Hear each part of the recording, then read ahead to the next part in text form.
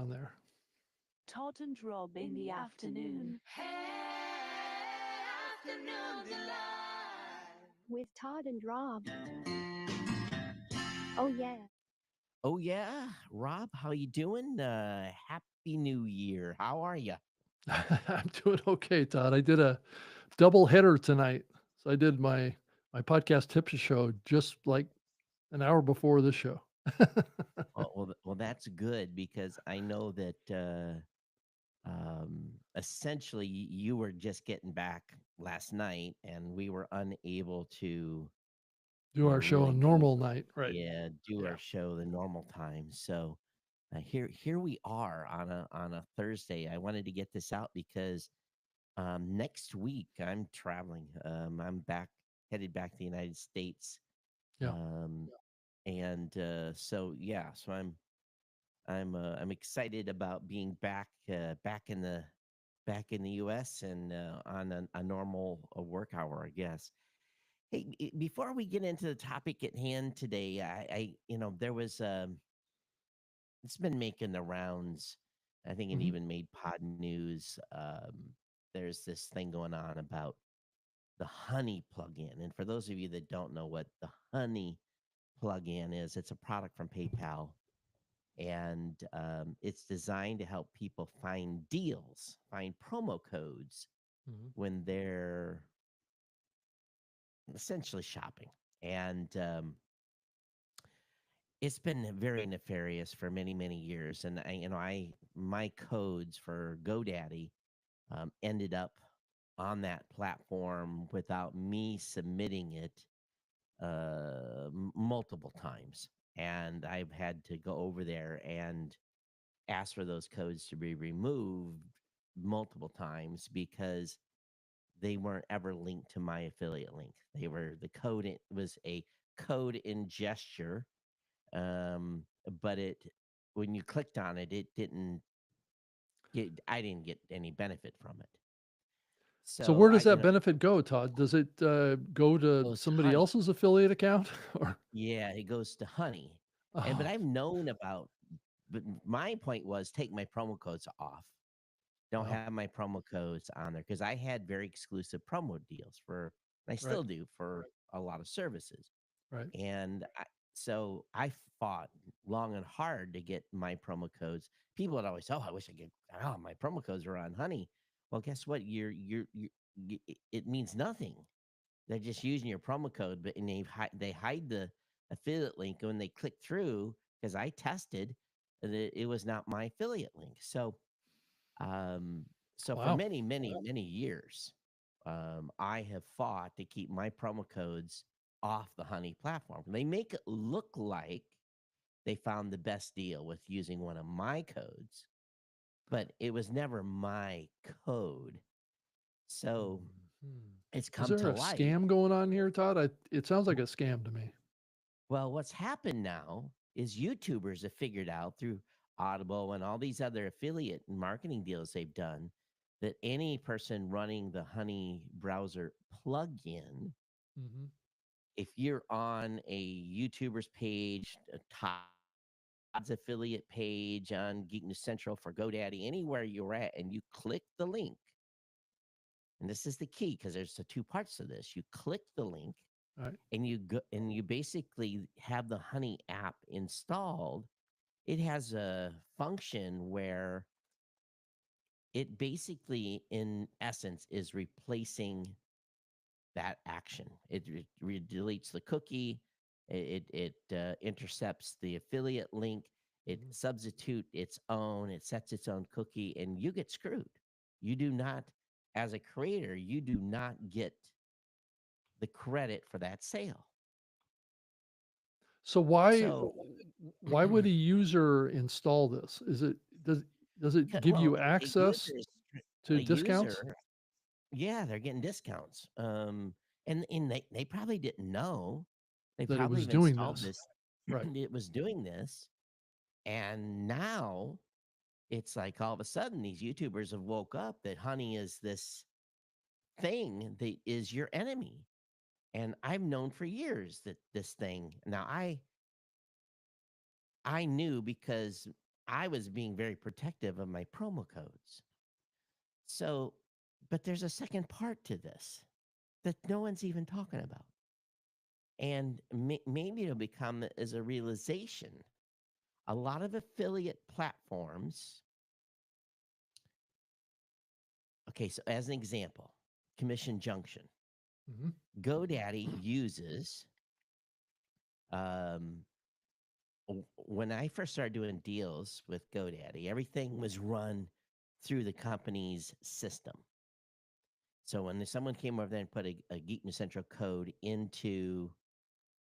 um, into GoDaddy, or I had a link that went to GoDaddy, it all got credited.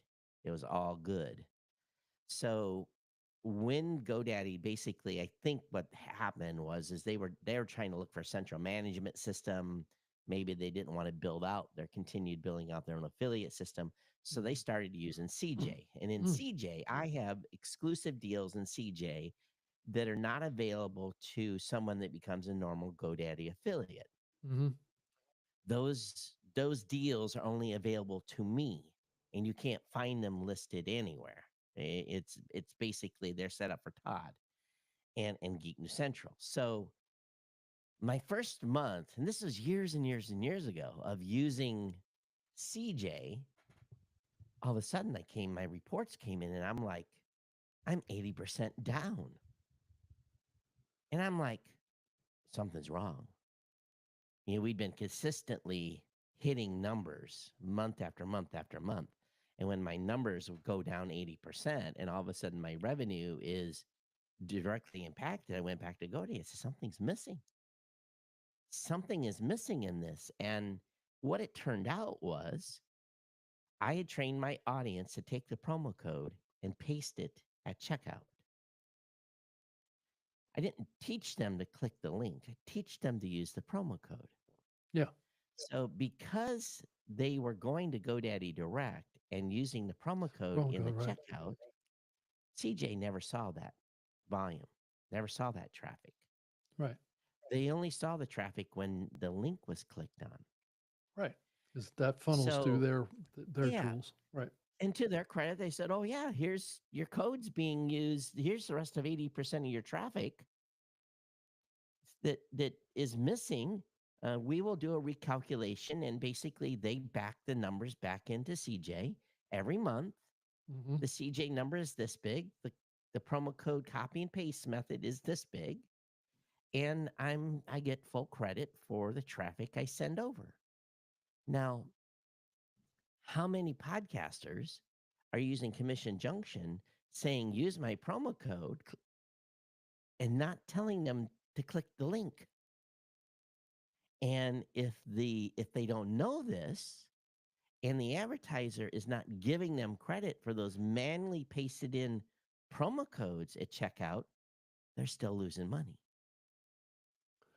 So it's Yeah, because not a fault. even through the Commission Mm, Junction site, they have a tool that allows you to enter that promo code in there, right? no, they They don't? don't. They don't? No, they produce links. Yeah. Well, I know that they did that. I thought for sure that they Yeah. supported being able to put in a No. The code. data doesn't get fed back when you manually enter a promo code at So that checkout, always at has least to be done at the merchant site, is what you're saying. at the merchant site. So Right. the merchant has to say, okay, this came in direct because I told you to go to GoDaddy. I told you to Mhm. use the promo code. They Mhm. never clicked the CJ link in my website. So GoDaddy was good, and they squared it away.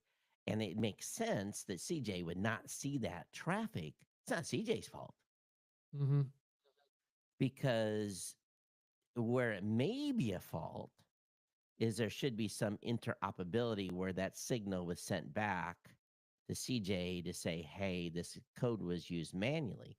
But if someone's running a promotion like this, okay, so unlike my show, they've told listeners and viewers, click the link, click the link, click the link in the show notes, click the link in the show notes to get the discount, click the link.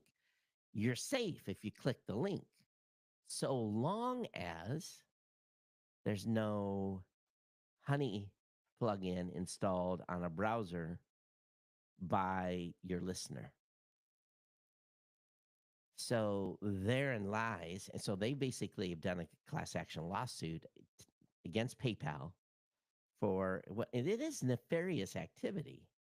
For me, So PayPal I popped up in this conversation. What does well, PayPal PayPal own owns it? yes, PayPal owns Honey. Oh, okay. Yeah. So from my standpoint was I had known for years that I did not want any of my promo codes on Honey because I knew they were usurping.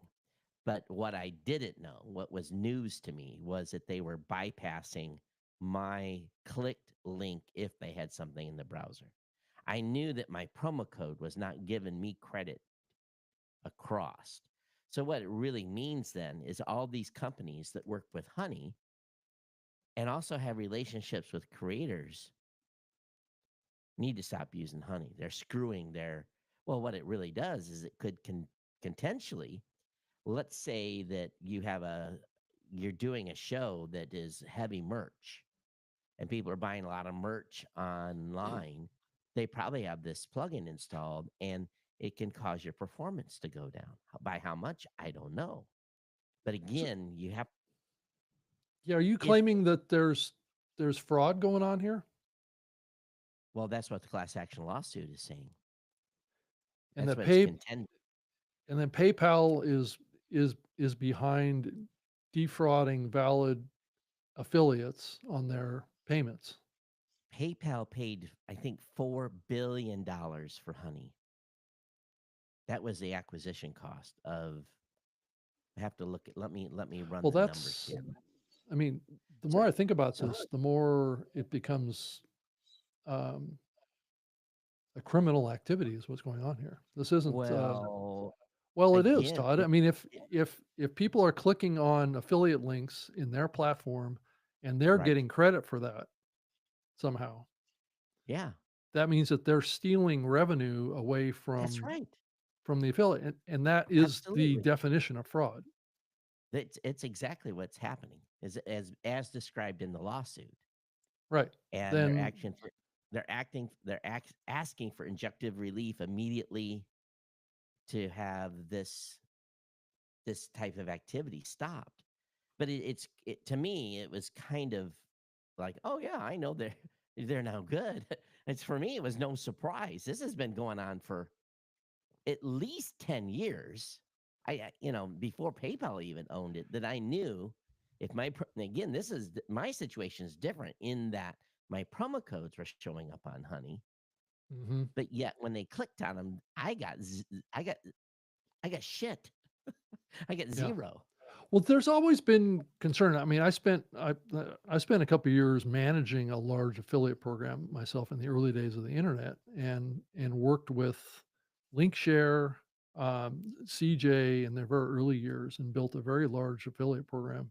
Um, and one of the things that I've heard you say over many years here, Todd, is that even those platforms have not been always giving full credit uh, No.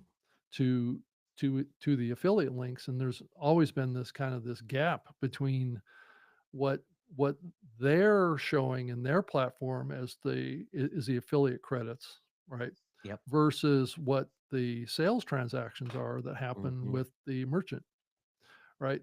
There was almost like there was an algorithm in there that was, or kind of like a short sheeting of the bed to some degree, on the links passing through Linkshare and passing through um, CJ back in those days. And there were other affiliate platforms back then too, besides those two, but those were the biggest back then.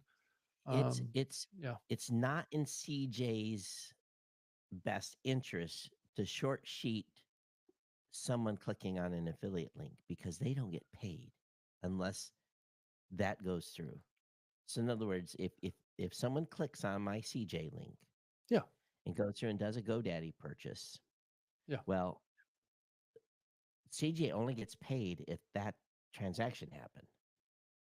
So it would be against CJ's best interest. yeah, And I'm yeah, not pointing a finger at all at CJ. would be against their best interest Right. to do anything bad. Right. Right. Right.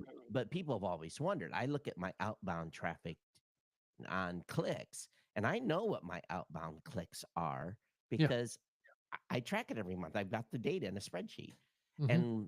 and then I go back, and obviously people abandon cart. People don't always make a decision. Right. If you get them to click, that's probably the chance of that converting is 10%. Right. If they actually click the link and make it to the shopping cart, make it all the way through and do an actual purchase, Right. it's probably 10%. Right.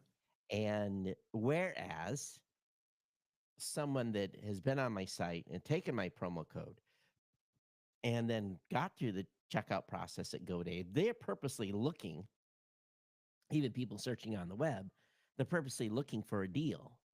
Yeah. So they'll copy the promo code Yeah. and paste it in at checkout. So it's up to the merchant to make sure they reconcile this activity, Hmm. that when a promo code's used manually, to make sure that that gets credited back to CJ, or have the mechanism in there that CJ gets the report, says, hey, that promo code was used. I can just tell you from what I know. Again, GoDaddy goes into their system and they say, okay, here's the numbers. They do a dollar amount add to my account in CJ, Hmm. and CJ still cuts me a check, and I don't lose Right. those sales. Now, at the same time, I have had one of my biggest GoDaddy months I've had in many, many years in December. It was bigger than November. So I've been doing real well recently with, and I'm employing some new strategies and stuff. But the long story is if you're running an affiliate deal and it's a direct relationship with a vendor, the vendors come to you and said, hey, Rob and Todd, we want you to run this promo code, whether it be Audible, blah, blah, blah, blah, Yeah. blah, blah. And the platform, you need to make sure that you have this conversation with them. Okay, are you guys reconciling manually entered promo codes? Are you, what is the Hmm. process of making sure, how long does my cookie stay? So that's another piece Well, that's too, is another when one that's the variable. Right. is the Yeah. variable. How long, when someone goes to the website from my affiliate link, does that hold, or does someone else clicking another affiliate link overwrite mine in your platform? These are the questions you have to Hmm. ask. Hmm. I know how long I have to convert a GoDaddy customer. They've told me, I'm not going to share it. They've told me how long, when someone clicks my link and it goes and they don't get through the shopping cart and they It, come back later, how long, as long as they don't clear the browser cache, how long how long does that cookie last, Todd? how long does that cookie last for me to still get credit for Yeah. someone coming back? Right. And maybe I'm just, because I'm a tech guy, I kind of understand this to a point. Can't say that I know it perfectly. But I know enough that when my revenue went down 80%, when we made the switch, that something was wrong. And maybe, to be honest with you, maybe that was a good thing to have known, because otherwise if I'd have been just starting out from scratch, I would have never went back to GoDaddy and said, hey, there's something missing here. Well, that's a little bit of a hack in the system, right? If you set those cookies to be relatively short, then that customer can still click on that link. It's just you won't get credit for it. Well, and what allegedly is happening with Honey is they were replacing the cookie, or replacing whatever that is setting that, setting that, and they were basically upserping the system purposely. Yeah. So again, if you're not running the Honey browser, you're not screwing your creators you're supporting. But if you're running the Honey browser, get rid of that thing, in my Yeah. opinion. So it's a whole browser. It's not a plug-in to a It's not a browser. browser, it's a plugin for a browser. It's a plug-in to Chrome. Yeah. Okay. It's one of those things. And Amazon's got one too, to help you find deals. And it's just like having, it's those little icons on the top right Yep. I know what you're above talking the about. bar. Right. Sure. So don't use that thing if you are supporting a creator network. Yeah, that's a pretty big scandal for a big company like PayPal to get linked up with something like this. Well, why did they pay $4 billion for it? Well, Because obviously it was making money, right? making a lot of money, That's the a only reason, lot of money. right? Yeah, Yes, I wanted to yeah, mention what one thing too about the early days of the questioning of the affiliate platforms like CJ and Linkshare. I don't think Linkshare is around anymore, um, but those platforms, people would question their kind sure. of their metrics out of those platforms. And I agree with you, Todd, that they had a motivation to convert as many customers as they could. The Yeah, problem that I think for many years, and maybe you had some run-ins with this early on, because I do remember us talking about this, is that maybe those platforms were not as reliable in counting those pass-through links, and in reporting it to you. Maybe they were reporting it to the advertiser or the affiliate owner, but maybe they weren't reporting it, so they didn't have to pay out as much money. to me, there's always been this question, and I bet you we can talk to any podcast advertising company that's in existence today. Mhm. Why why does a host read CPM campaign always, always, without question, always perform better than a straight affiliate deal? Why? Same ad, same process, same messaging. The only difference is one is tied to an affiliate performance, the other is tied to a CPM performance. Why? That it's still that happening today. So why is there a difference in performance? Same campaign, just different payment methods. I've always, every ad deal. Now, again, I'm an exception because I get a hybrid deal. I get a base with GoDaddy, then a performance Yeah. based upon performance. Mhm. But I still get a base CPM. Well, I don't get it's not even a CPM. It's a base rate. Right. That could be And applied and create a CPM. Right. yeah, they back it out. Yeah. They end up in the end, how many customers did we get? How much did we pay Todd? Mhm. They do a CPA. What was that ultimate acquisition cost? It's almost like a And it's new guarantee is what it is. I It mean, to is. some It's a degree, right? guarantee. But Right. at the same time, I've done deals after deals after deals for years where, and matter of fact, we are going to, um, I have a new, well, I'll talk about this partnership in a minute. I have a history of seeing how performance goes on affiliate, just straight affiliate versus CPMs. And it's the CPMs always perform better. And I've always said, someone please tell me what the difference is here. And I truly believe it's about that disparity of lost sales somewhere from the click to the Right. purchase. Or it's just not being triggered in the database. I'm sure that the referral happened, just not being counted properly Right. because maybe you have a coding error or something in the platform that Yeah. misses But, every couple of clicks, right? but again and again and again across multiple vendors, Right. why is this the case? I mean, it would be a way of driving up ROI, well, to Well, the it drives down. advertiser. Well, the advertisers please because they said, "Oh, we got all these sales. We don't have That's to right, pay but this." if you as the affiliate, link provider don't get credit for it, they don't have to pay as much. A lot of people run their own in-house affiliate systems, though. Yes, yeah, so there's always this potential of double checking that, right? So you have Right. basically a each time that link, so you can add like a layer to the Yeah. URL that will help It, you it's track it it, separately. Right, Blueberry runs a very simple affiliate system, right, and the cookie we basically 30 days that it and it maybe it's not a cookie, but basically if someone comes to Blueberry from a promo code from an affiliate, we hold that basically if they come back within 30 days, the person still gets credit for the sale. And mhm,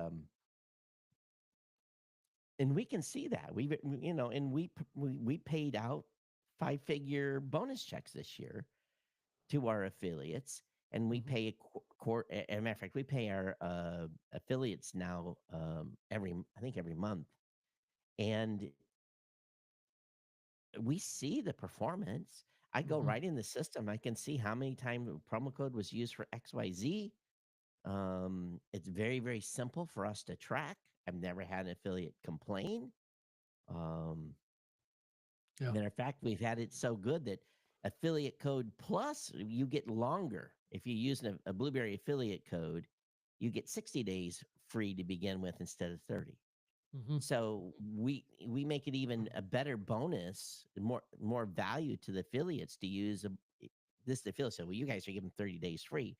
Well, when they use your promo code, you tell them they get 60 days free. So it's a better deal. So we're Right. not overriding and under making the value of their affiliate code less.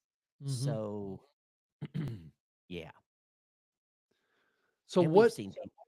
Go ahead. so what areas of an affiliate program with the technology that's implemented do you see, is there a potential of manipulation, I guess, or Well, this is what yeah. Honey has done.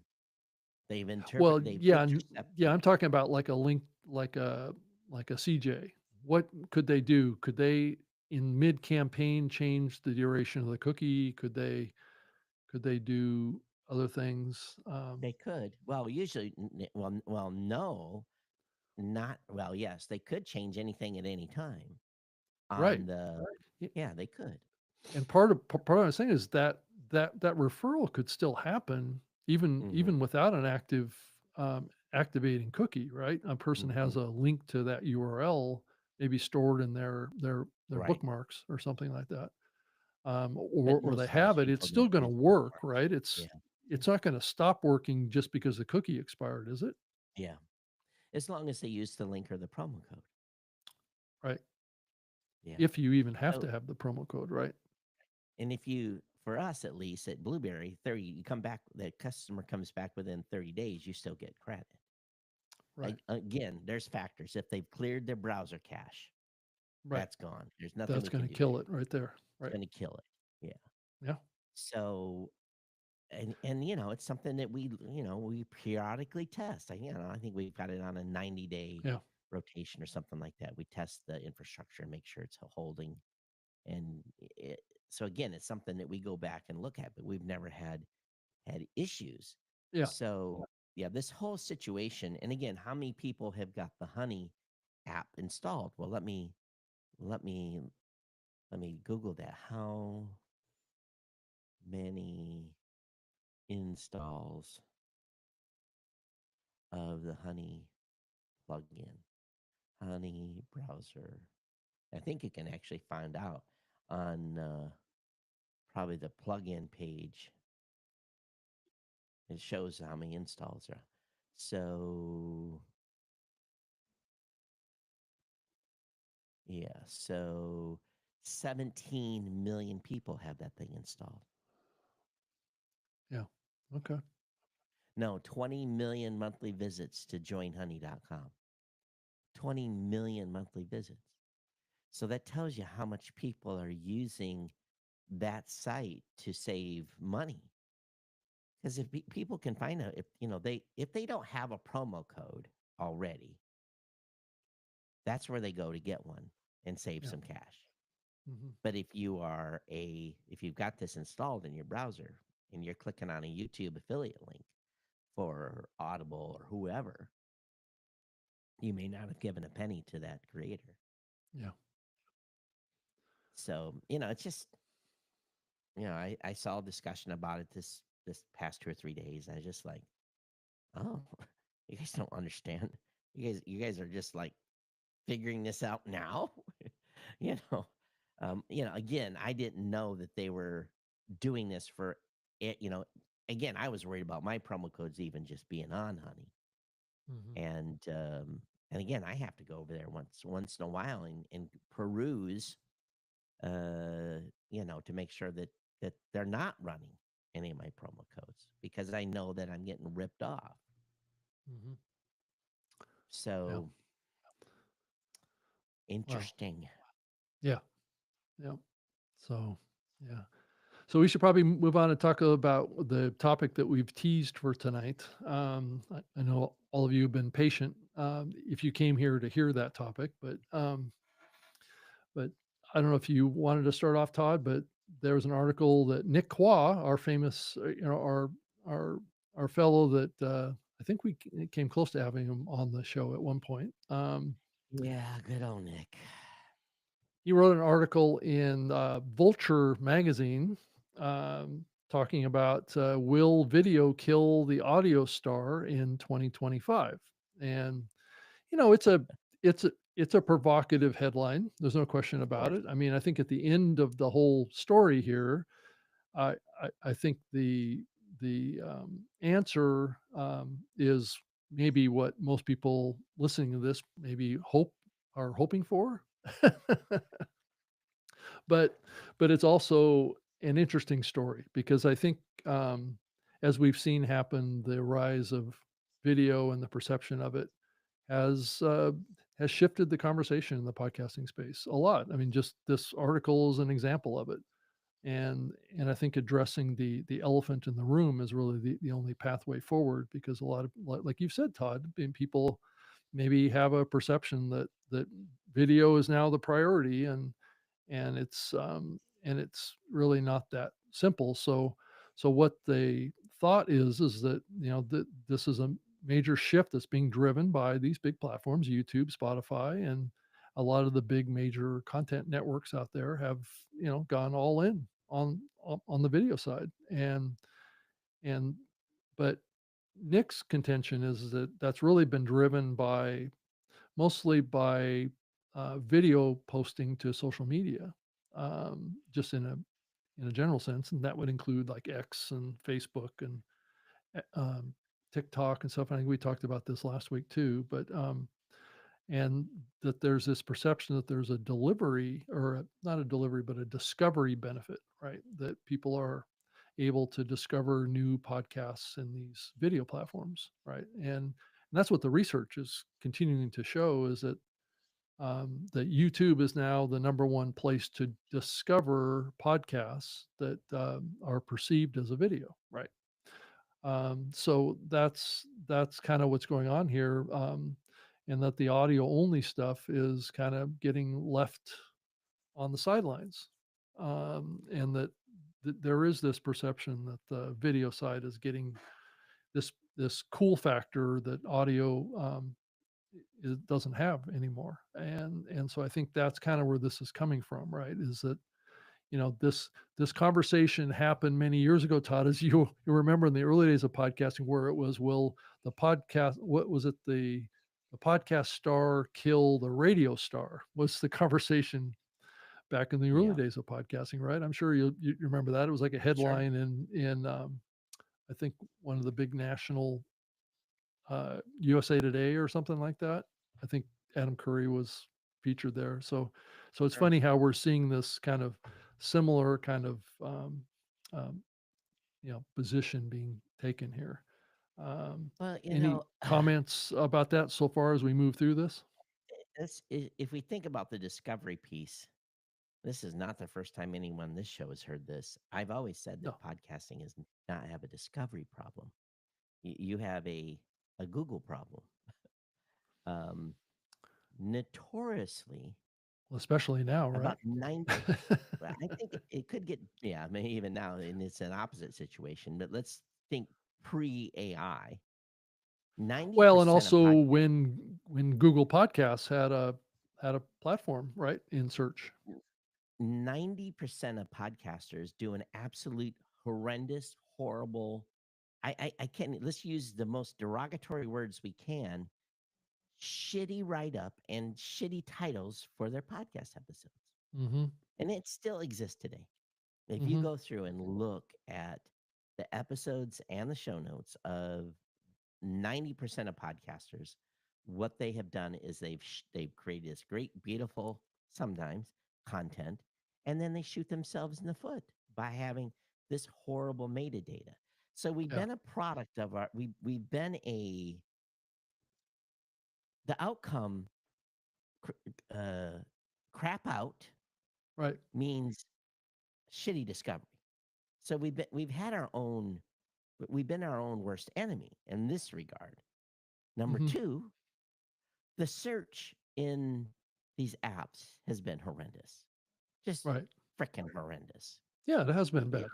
Right. it's been really bad. No one has done search well in apps, and the reason is they have to invest in a little infrastructure. They have to have some servers. They can't just pull the Apple list Hmm. and expect to have good search results in their apps. Most apps have done a shitty job in Hmm. discovery of just simple search. We're not talking about surfacing shows, having top shows. That so we've been our own worst enemy, at least on those two regards. Right. You Yeah. bring in video, the video piece, which I am a very, very honest. I focused on the web. I never focused on YouTube. I put a title in for years. I just put a title in and a smidgen, just a smidgen of description, kind of like most podcasters do. So why hasn't my content on YouTube surfaced and grown and channel? Because guess what? I didn't do the things necessary on YouTube to grow my channel.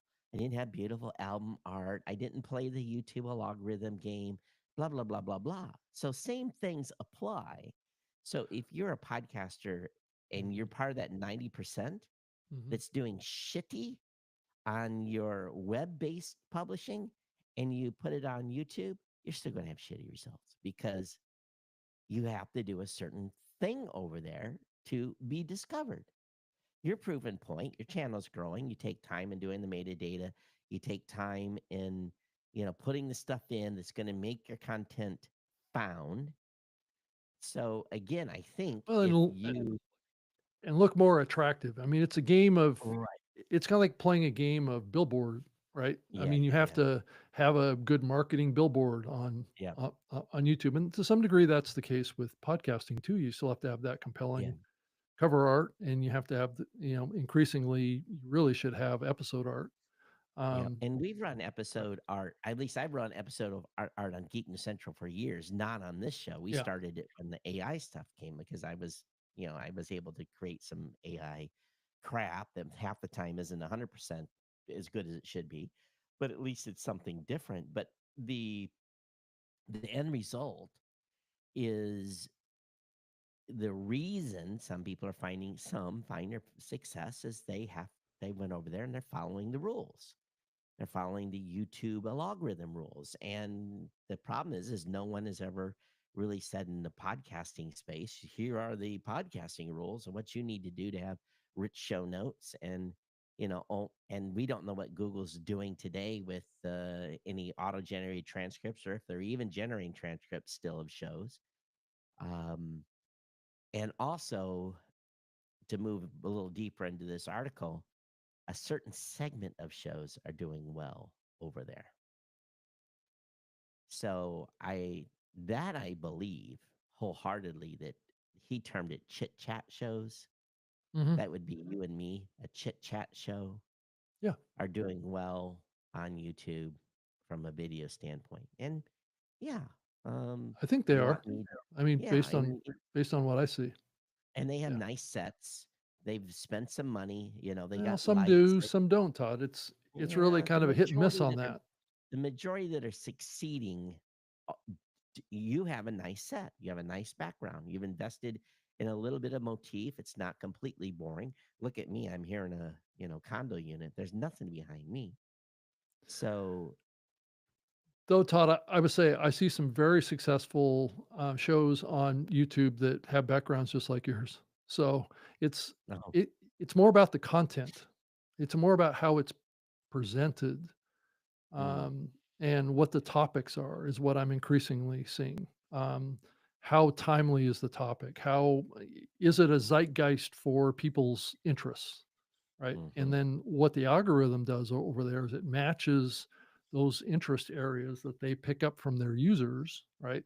And they drive attention of those users to that content that matches their previously consumed content, right? So it does this matching. to the consumer with the content. And if the algorithm sees that this content from this creator that is in this kind of topic area has good engagement, has deep listening, deep watching, right? So they're listening to, 10, 20, 30 minutes of an hour show or something like that, they will be more likely to recommend it to more people that have that interest. So if you have a large pool of people that have an interest in a certain topic, right? Or a certain kind of niche issue. And it's very emotional too. People are finding huge success on covering like the UAPs and the UFOs and stuff like that. And they will do like 2-hour episodes just sitting around throwing up on the screen videos from New Jersey, and they'll be gathering 25,000 live viewers. And Right. it's and in some ways, it's the same pattern that I saw even in the early days with live audio. I saw that to some degree. It depends on the topic, right? Hmm. There was a show that I worked with on Spreaker that was using their live audio system, and they were talking about like Ghostbusters. I mean, not, ghost hunters, right? So they were talking about hunting ghosts on this live stream. It was like a 3-hour live stream. They were garnering 6 to 10,000 comments and 10,000 views. And I think that's kind of what's happening here with YouTube. It's not so much about podcasting. It's around more focused on topics that are the people have an interest in, right? And making them timely, making I mean, if you look at what's going on too with politics and what's going on with a lot of the breaking news that's going on, right? With the the blowing up of the Cybertruck and stuff like that, that blows up huge on YouTube too, right? So you Yeah, well, and YouTube will feed you. It's just like being. Here's what they really have accomplished. yeah. They replace news. They replace mainstream Yeah, they media. have well, podcasting and YouTube have replaced news, no question. Well, YouTube specifically because they're really, really good because they're Well, and sitting there saying, X is well, also one too, right? but again, I don't see well to an extent. I don't see media on X. I see a lot of chit chat on X around these themes, and every once in a while there might be a media clip intertwined. But I think that what YouTube has really mastered from this perspective is Mhm. if you got on an hour after the Cybertruck blew up or the New Orleans Yeah, that's what incident people or are looking whatever, for. and basically people aren't looking for it. YouTube has got someone in a center saying, okay, right now this Cybertruck and the New Orleans and these 100 topics are trending globally. Yeah, that's What they're because going to do. people are signaling to the algorithm that they have an interest in that. But I So, also think that yeah. the people at YouTube are sitting there prioritizing this stuff. I don't think it's There's being a done manually, Todd. Oh, No. I bet it is. I bet a large point percentage of Mm, it. The top stuff is being driven. Has to be. why? And, it, why, if you're YouTube, you've got a ton of people that are probably assigned to each category. Say, this is trending. Let's go ahead and make sure that I'm sure that they have people that are watching. Why wouldn't they?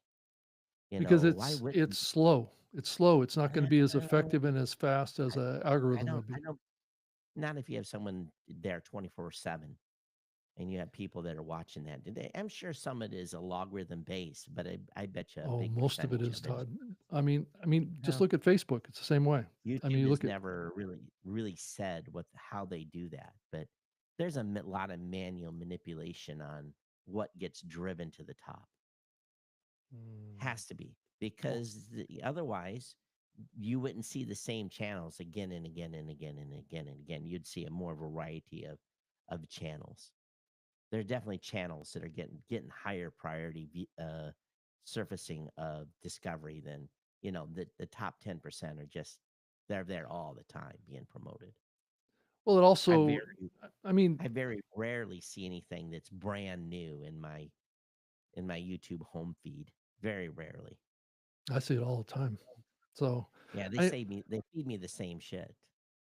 Well, it's true because you have a history of being with it, and maybe you subscribe to their channel. So there's signals Actually, that the algorithm is picking up around your interest graph, right? And but one thing's for sure is we don't do that at all on podcasting I and know, audio. and I think we have a massive amount of data analytics envy going on in the medium right I now. don't think that I think the challenge is I don't think people engage the audio in that way. I think in Well, it's never audio, been viral, right?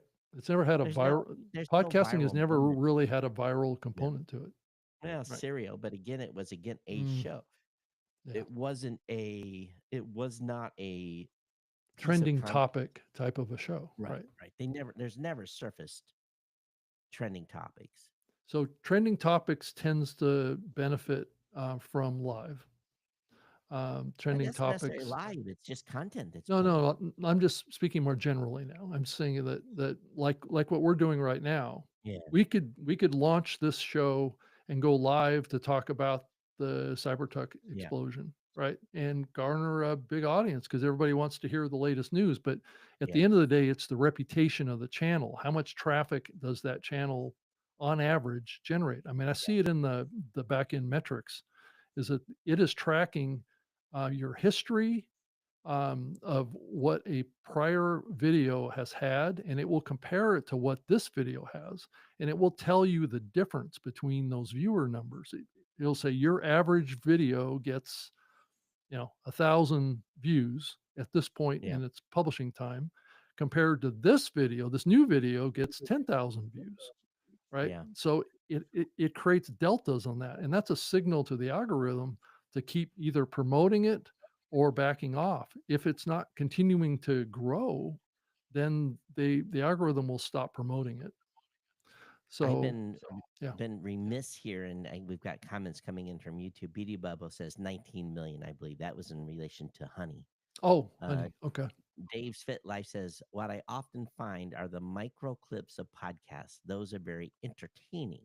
Yeah. I watch many The micro shorts. contents of Right. Rogan, Earnhardt, a few others. That being said, I never watch either shows in their entirety. Beauty Bubble Mhm. says the basics are still relevant. Collaboration, acknowledgement of audience, and a thorough think tank may get behind just some thoughts. Dave, content is still king for me. Beauty Bubble podcasters could rule this. It's true, but you have to be timely. And most podcasters are not timely. I concur with that sentiment, Todd. Over holiday discussion, my family members mentioned as discussion, not movies or shows, but which YouTube channels they follow, even from the elderly. Um, so Yeah. again, I think just like in podcasting, I've got a bundle of audio shows that I listen to. Mhm. On YouTube, I have a bundle of content that I watch. And matter of fact, during Christmas and New Year's, um, majority of those YouTube creators took off and were not creating content. Mhm. So the 10 or 15 shows I follow religiously took the holidays off. I'm thinking, what a miss. What a miss. They Yeah. would have gained more because and so what was YouTube serving to me during the holiday period was definitely more stuff I've never seen before. Yeah, because So there there wasn't as much new stuff. Right. but YouTubers have this thing that's basically, and this is the big difference between YouTube and podcast, is the YouTubers are always chasing a ball. It's like jumping into Yeah, a that's true. big, be taken out on a boat on a lake, and you only know how to doggy paddle. You don't know how to swim. You just know how to doggy paddle to keep your head above the water. YouTubers, I feel, like you're put in the lake and thrown in, and they're doggy paddle, doggy paddle, doggy paddle, doggy paddle. They got to keep up, got to keep up, got to keep up, got to keep putting content, got to chase the algorithm, got to be relevant, got to be relevant, and it eats them alive. Well, that's what YouTube wants. They want this feverish pitch around content creators. That's what they want. Whereas podcasting, I get to consume it when I want to. It's going to be Well, it still there. has that element, Todd. It still It's has that. it's it's it's Yeah. For me, that's the beauty of podcasting. I'm behind on one of my shows, the Podcasting 2.0 show. So I'm going to be binge listening to this thing on my flight back on like the 4 episodes I'm behind on. I'm going to be binge listening all, in the airplane. I'll probably have to go Yeah. back and re-listen twice because I'll probably fall asleep a few times because I'm leaving it like, late at night to fly on Mhm. JAL to get back, and I'm stuck in Tokyo for a while. But anyway, it is it's a different thing. That content is there. And Right. is it timely? Some of it is, some of it's not. So Mhm. this is what we have to really. I have no desire for Rob for you to call me and say, "Hey Todd, the Cybertruck just blew up. We need to go live right now." And I'd be like, "Rob, Well, that's not our genre anyway. So yeah, right. but Yeah. that's the main point is, Rob, I'm having a beer.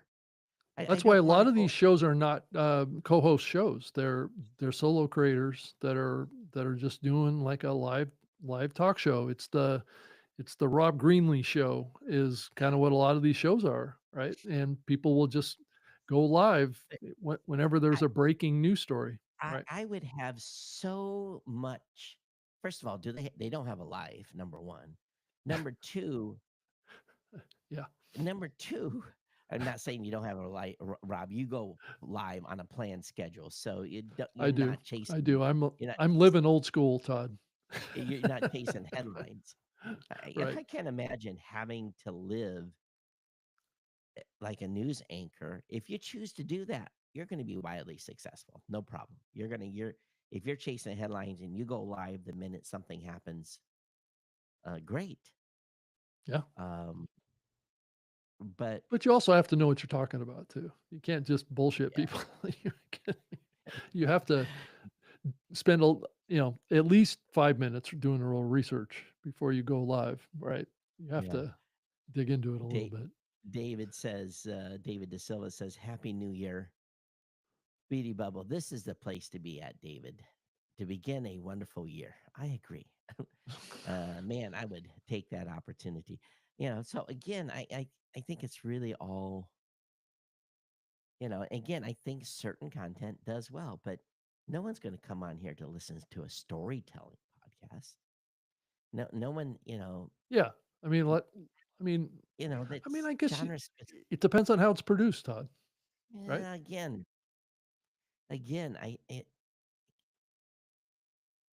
I mean, a I lot of think that there's, format is a tough production, right? It's not yeah. easy. And so I think there's, this article was such that I will give Nick a little. I gave him this much credit. It's pretty good. It was pretty That's good a lot written to ask from you, Todd. Give him any from for credit. especially for Nick. But I'll say it was okay. It was a pretty good written article. Yeah. Some Yeah. of it made sense, but Well, in the end, I don't know if you went all the way to the bottom, Todd, but he he does bring it around to more of your position on it. But it's just it's this shiny object scenario that's yeah, going on yes, right now shiny that we've object had. syndrome. Yeah, Right. We've had this stuff before, but it is a little bit more, you know, it's it's it's a little bit more of the shiny thing, right? yeah, It's the glitz, and I see this with the difference between live. So like what we're doing here, um, I don't know that live in this format does very well on these video platforms. What I see with my own content that I make is when I pre-record it and I do a bunch of editing to it and I add a bunch of sizzle and transitions and stuff like that, they typically do a lot better. Um, I'm sure. but they also, it really depends on the topic. It really depends on the topic. If that topic is top of mind with other people, Yeah. it's more likely to do better.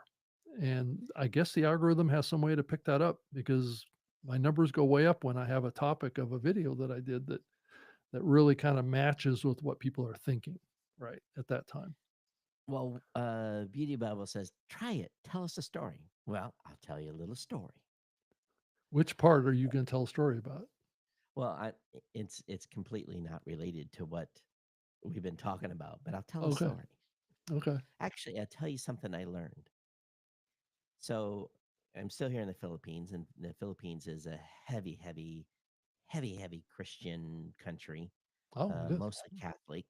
Of course, if you get into Mindanao and some of those places, a heavy Muslim influence too. But Hmm. Christmas here is like they start celebrating Christmas like in September. I'm not kidding. The mall decorations go up, and you're hearing Christmas jingles from September to January 1st. Wow. It's absolute freaking insanity. I mean, they celebrate Christmas. So one would expect in a predominantly Catholic country that on Christmas everything would be closed. In America, on Christmas, predominantly everything is closed. Stuff may open in the afternoon. It's not as much as it used to be, but everything here was wide open. Malls were open, restaurants were open, everything was open. And I'm like, huh? I'm like, what is this? Then in America, New Year's, the bars are open. It's celebration time. It's time to party, right? Right. Everything's closed here on New Year's. I mean, locked up tighter than a drum. Not a bar, one open. And I'm like, what the heck is going on here? So it's anyway, there's your story. It's um, I'm still baffled by it, but New Year's is when family comes together, has dinners, and celebrates together. Christmas is where they all kind of just do their own thing and go out and have, eat out in town and blah blah blah blah blah blah. I, I Yeah, it's I'm just I'm just it's the opposite. Now I know America is not as locked down at Christmas time as it used to be, but it's mm. anyway. There's Beauty Bubble. There's your story. Has nothing to do with our topic, though. That's right. Has nothing to do. Well, there's probably live streams from like churches and stuff going on that night on Well, I'm Christmas Eve. But yeah, yeah, that's that's about what's So going on, again, or the I Tabernacle guess Choir or something. Right. if I was chasing the YouTube algorithm, I would be doing stories every day on what was happening today. Hmm. But again, some channels in YouTube are not designed that way at all. Yeah. The one I'm looking forward to most right now is a guy that's got a cabin out in the Canadian Yeah. wilderness, and this dude is a beast. He's I don't know how. I think about every episode he's going to die. Yeah. From something he's done, but And it may not. I mean, for a lot of content categories or genres, doing it like that really works. I was just watching yeah, sure. like a video, a long form video that was following a couple that was living out in the amongst like 5 feet of snow in a blow up cabin, right? You know, and it just goes on and on. And all you're doing is watching them, create fire in a fireplace Yeah. and cook, Yeah. right? So, But and to it's yeah. Go ahead. Dave's point, I probably fall more into his category where I see clips of something, 8-minute Right. clips of it, and I'll watch that. And I've never watched a full episode of a show. Well, And what's a full episode, and right? those people are smart. They said, okay, the 2 hours we talked, here was the 8 minutes that was Was really actually important. consumed. Right. That's why it's so important, Todd, and I've learned this here over the last year or so, is that the first 1 minute of any video that you do on YouTube is critical, Oh, because if you don't get to the point, yeah, yeah, yeah. they're getting to the point somewhere else. So They leave. They leave. so your tendency when you start your podcast is to kind of Yeah. talk about personal stuff and all that stuff like that. That doesn't Yeah. work on YouTube. That's right. So you have to get, so when you put To the in point. your cover art or your Yeah. your thumbnail, what the topic is, the audience is expecting that in the first 30 seconds you're going to be already diving into it. Yeah. Yeah. So that may also explain a little bit of why maybe the video that you're doing with your podcast Yeah. doesn't match with YouTube. Yeah, because the Um, first 5 or 6 minute is is nothing but not show targeted information. to it's kind of like what we did at the beginning of this show Yeah, yeah. was, I had put out there in my metadata and in my cover art that or we were going to talk about a particular topic. And but when we started, we spent the first 10 minutes talking about something else, right? So so that may have impacted how many people stuck around to actually Mm. watch the video. So, Yeah, I don't even title my stuff before I go live.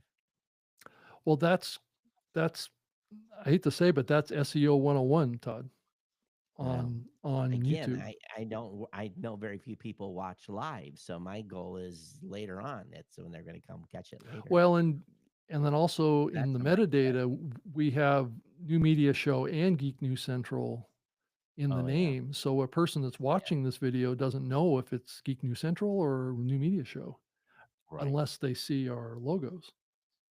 Yeah. So it just depends on your approach. I mean, I played around with all these different formats, whether pre-recorded, live, um, um, with guests, solo, you know, Oh, hang on here. I just right. screwed myself. It's Uh, a, but anyway, I mean, yeah. there's lots of differences between these two platforms.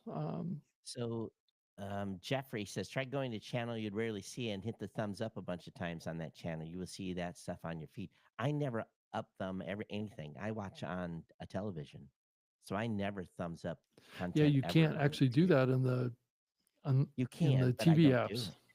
You can, but I don't do it.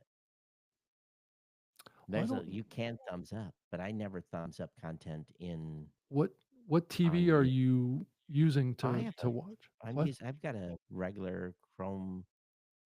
Chrome? You just up button the dingleberry and it's the Oh, up button is there. the Chrome.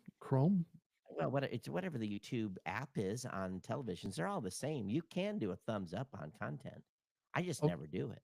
I what? can see comments, I can see Oh, everything. okay, so you're playing this through a smart TV that has the Yeah, YouTube yeah, app on yeah. it. I never watch Okay. on an app or my um just it's a logarithm, man. The thing about logarithm, they have to be developed by people. Yes, I agree. Well, So, the algorithm does. yeah, yeah, yeah. But I would say over the next couple of years, though, AI is going to be updating the algorithms because Mm. they are going to be the algorithms. So um, AI Well, is going to be driving all this, and yeah, and I think they already are. that said, I think we have to realize here that those that are going to go do video are going to go do video, and we just need to keep making sure that we're moving the bar. And again, moving the bar it means that Apple and and maybe this is why Spotify's seeing success is they're surfacing stuff, whereas Apple is not surfacing content at all. I think they're trying. Yeah, Todd, I Um, think this whole metrics thing is really going to push the envelope on this. I think there's so much that's being made available through these um, proprietary platforms now that the expectations are increasing oh, I'm on the sure. part of the sponsors and advertisers as well as the content creators. They see podcasting as like a black hole of information. There's nothing there. Um, I mean, I'm not saying there's nothing there, Well, but again, there's it's quite a bit less.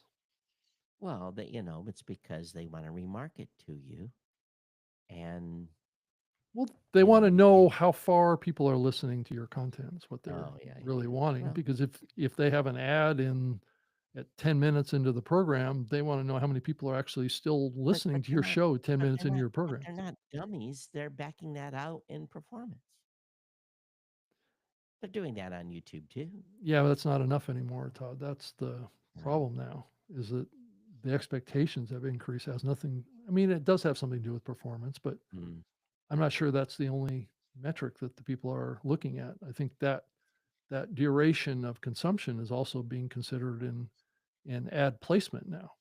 So so if you want to do a campaign now, you have to show your metrics on what the consumption is of each of your ad breaks, I've and never they been will that smart. prioritize Really. running ads in a particular ad break because they know that's why they all want to run in pre-roll, But again, right? Rob, you continue to talk to 10% of the podcasters out there that are getting advertising.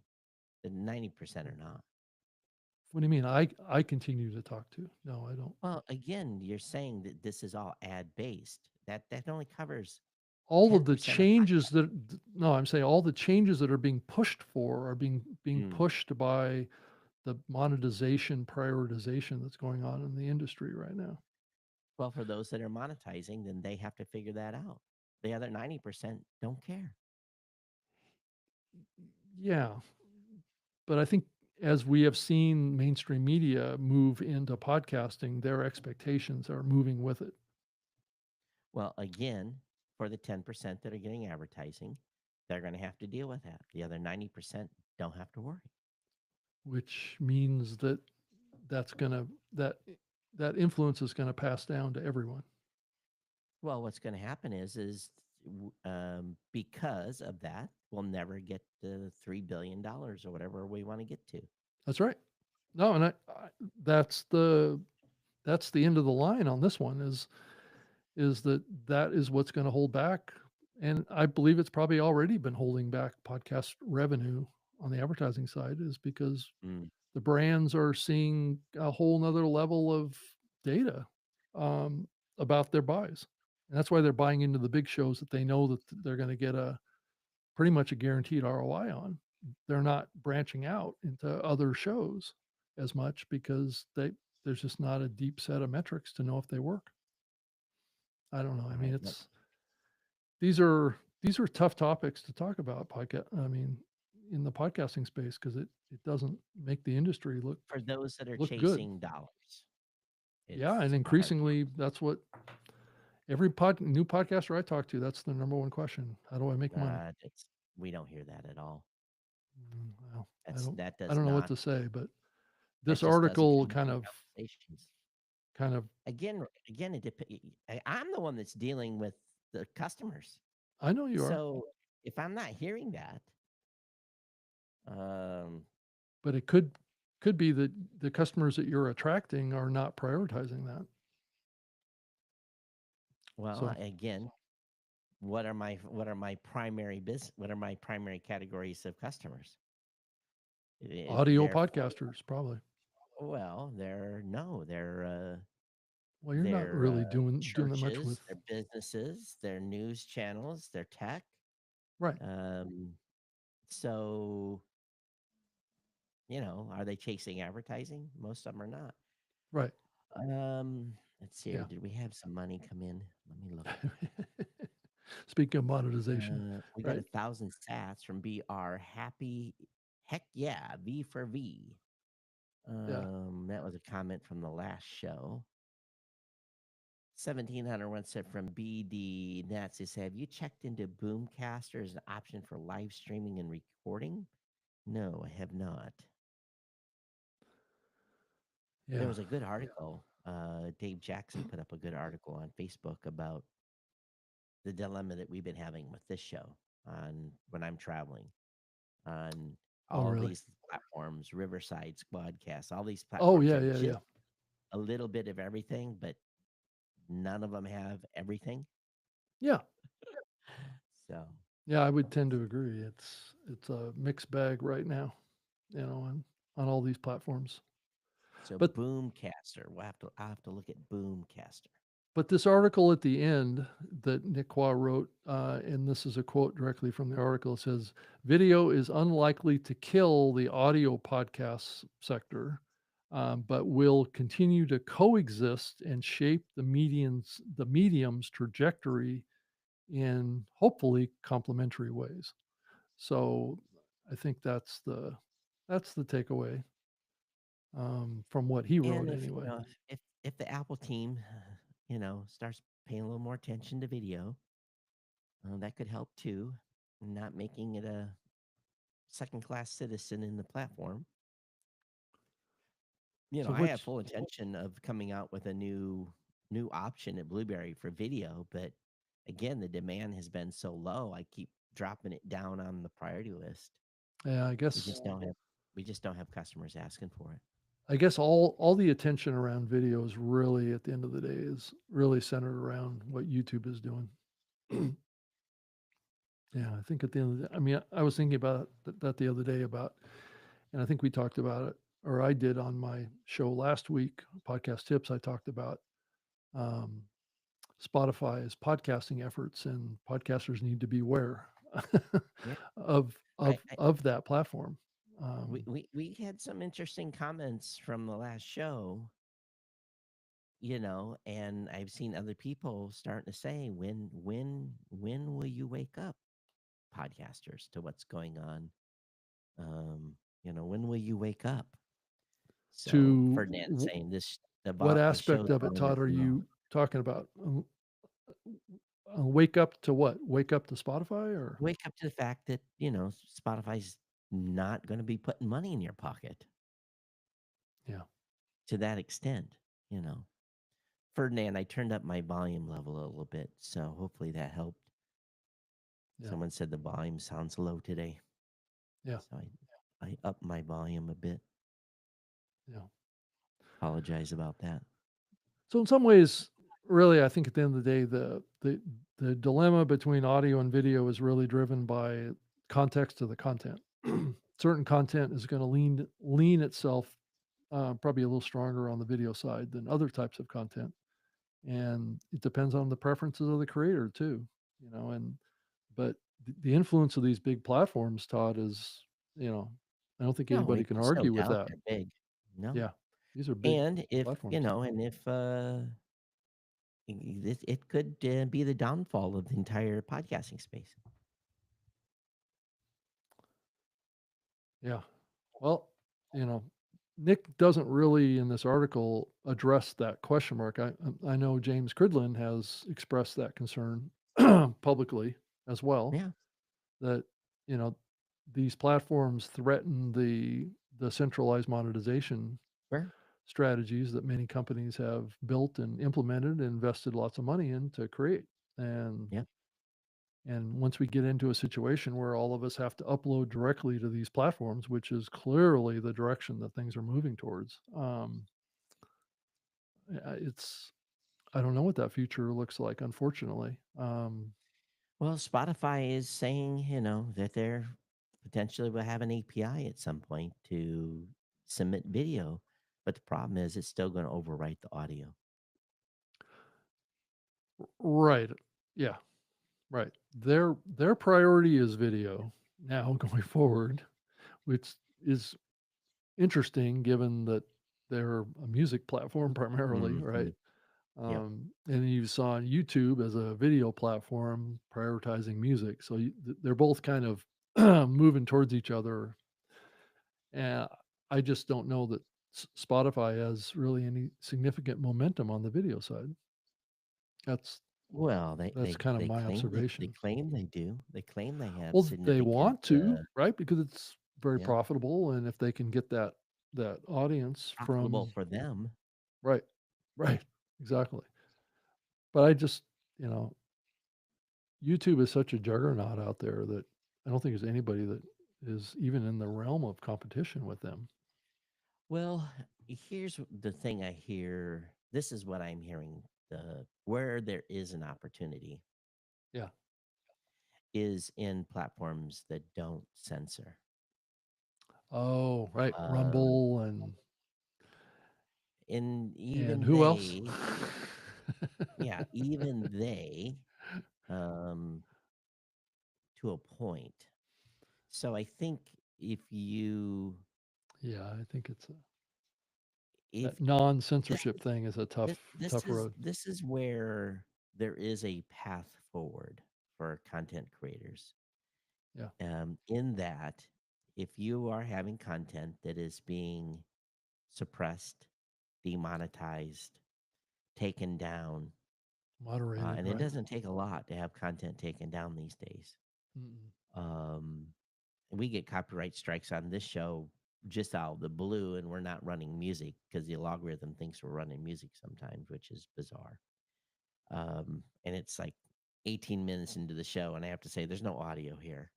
There no, No, there's no no music, you music, mean? Right. right?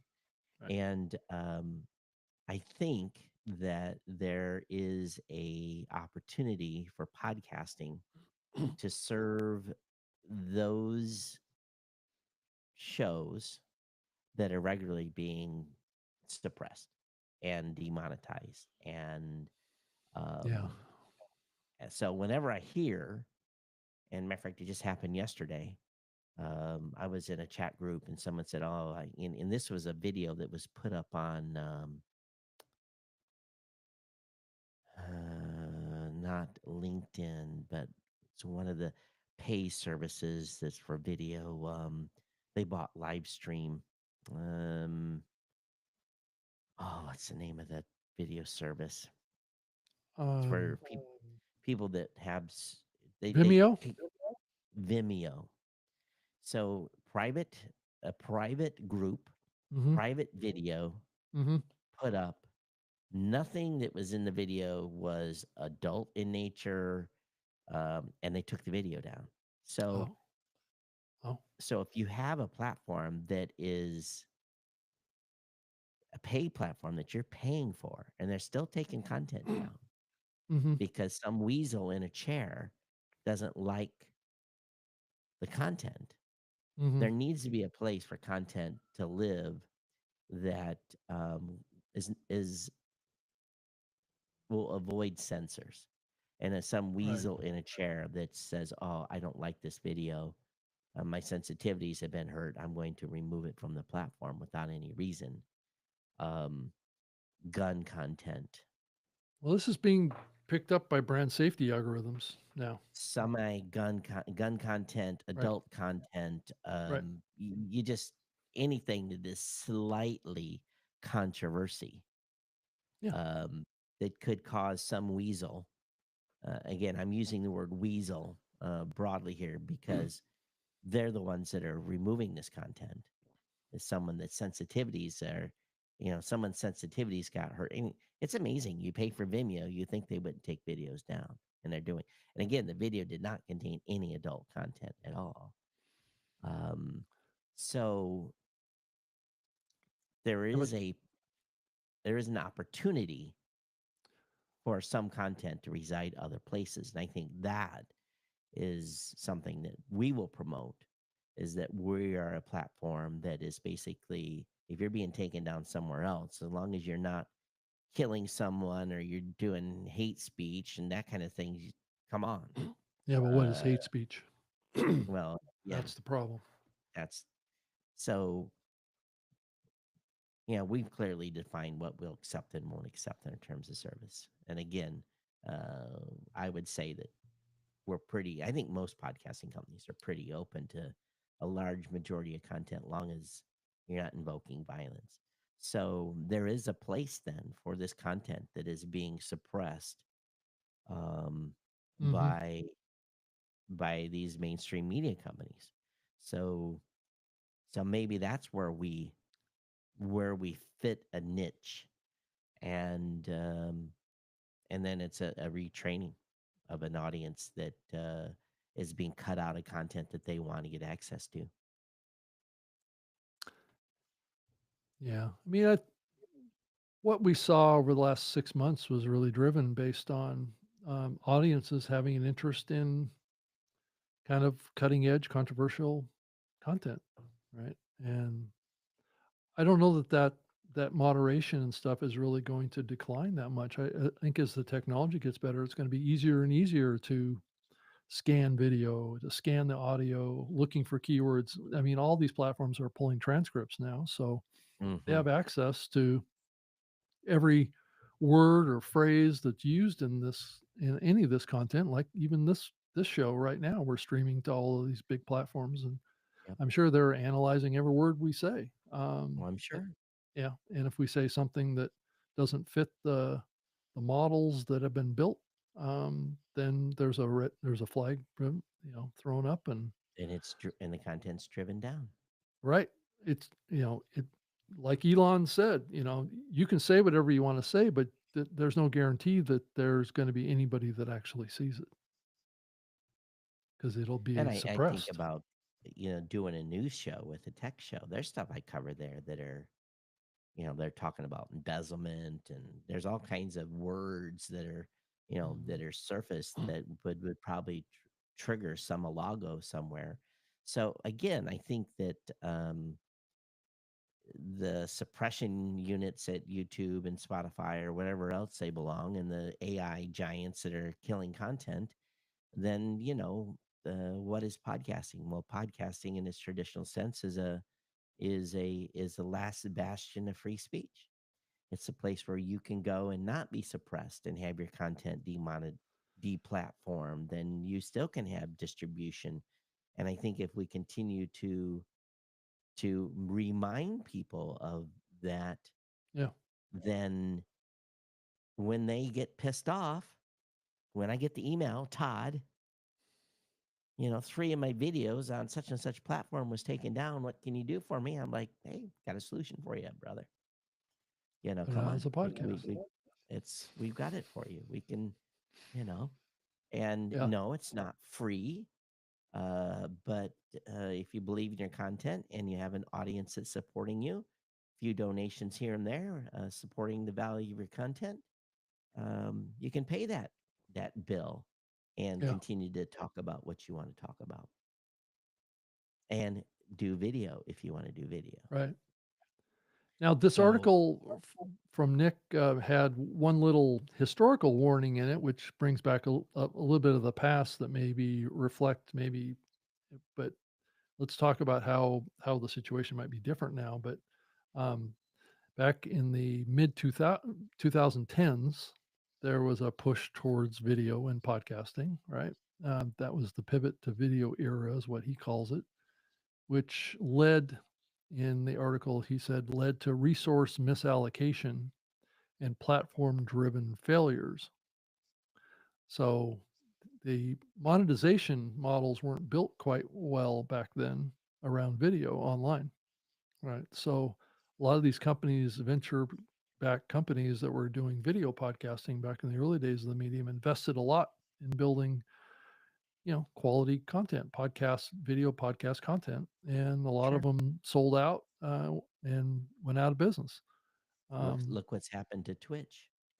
right, and so there is a history of that happening here. I guess what we have to say now is that this is a different era, and legacy media is not ruling over the online media space quite as much as it used to. So, and a lot of those big media creators and big media producers or whatever are moving to the online space. So we may be seeing kind of a big historical shift that is Hmm. different than those early days. Yeah. Well, Yeah. I think that in the end, uh, consumers um, are going to decide. I think that's Well, in the end what it's a will. generational choice, right? Yeah. What is the the youngest two generations? What are they choosing? And that may So be what time the will path tell. is. I know you've been saying that about podcasting for a long time. People don't listen to the radio because the younger Right. generation doesn't tune into it anymore. So, Yeah. So I think it's one of those situations where, um, I guess for a better word, we'll find out. time will tell. Yeah, we will. And we probably won't be So, here, but yeah. yeah, and it's there is not, I see it in Blueberry's business. It is not without challenges, and we're looking at everything and making sure that we can survive the change to um, the dichotomy of podcasting. And if we're Right. seeing it, others are seeing it too.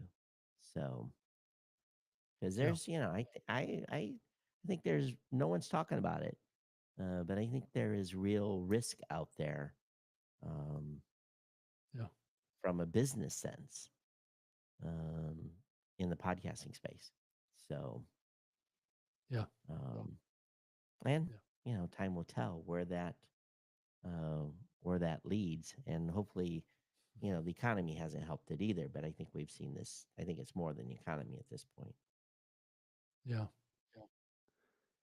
I thought it was interesting his comment, Nick Qua's comment about the ecosystem fracturing. He says that the platform specialization is a kind of a key driving point here. Podcasting may be split into sub ecosystems, and then he goes on to list YouTube, Spotify, home for video based mass appeal chatcasts. Apple Podcast is supporting narrative public radio style content. Hmm. Uh, he's showing his bias there when he says that. Yeah, but I think overall he did a pretty good, did a pretty good piece. Yeah, So, yeah. So anyway, yeah. all right. So I think we should get out of here. I've got another show to record. Oh, you You've do? got Yeah, I've got my regular show to record after this. So I'll be back for everyone. And if you want to hang out a little later, probably about an hour. I've got a Wow, meeting at 11. a triple header going on here, huh? Yeah. Is that what's So, but the next show might be Podfest because Oh, I'm traveling. okay.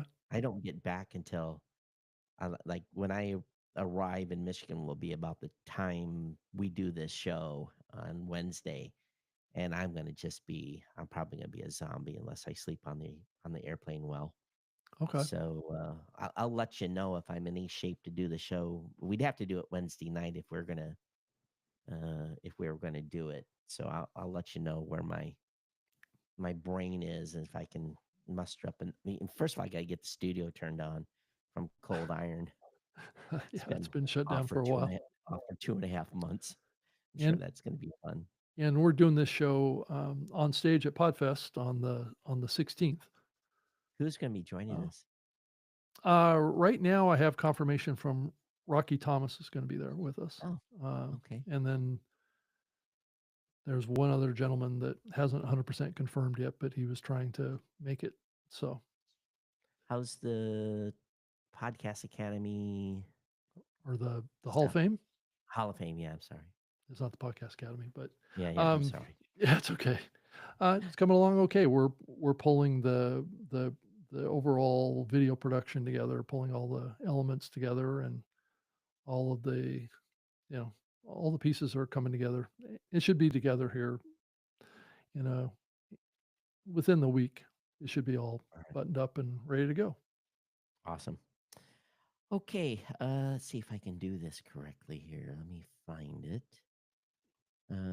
Don't forget, you can go over on X at NMS Podcast or newmediashow.com and get subscribed to the show. Of course, I'm geeknews at gmail.com, at geeknews on X, and at geeknews at geeknews.chat on Mastodon. Rob?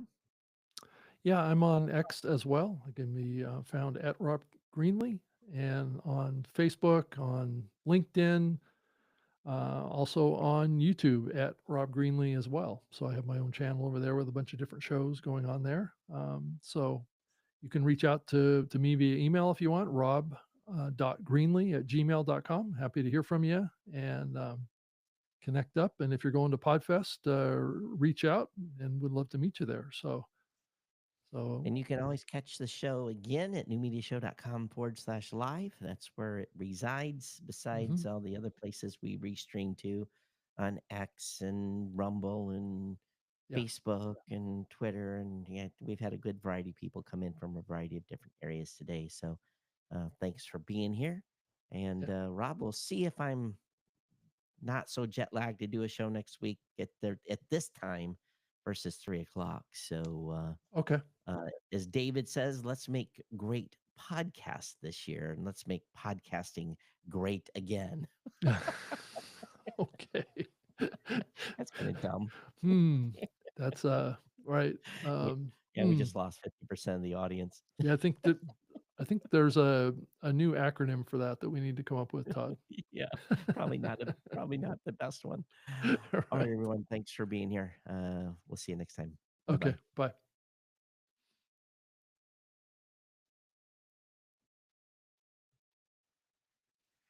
Okay, I'm 72% uploaded. I don't know where you're at. I just finished. Oh, okay. I'm behind. So Sounds good. yeah, I'll name mine the honey situation. You can name yours the Right. Yeah, it'll be interesting to see how that plays out. Right. yeah. Let's see here. Is this So off the air? Let me look. Yeah, it is. And let me end stream. Yeah. It's yeah, so all you're gonna off. have a Just little spinning. bit of a time zone adjustment, aren't you? When you get I've back? been working nights, so it shouldn't be Too bad. that horrible.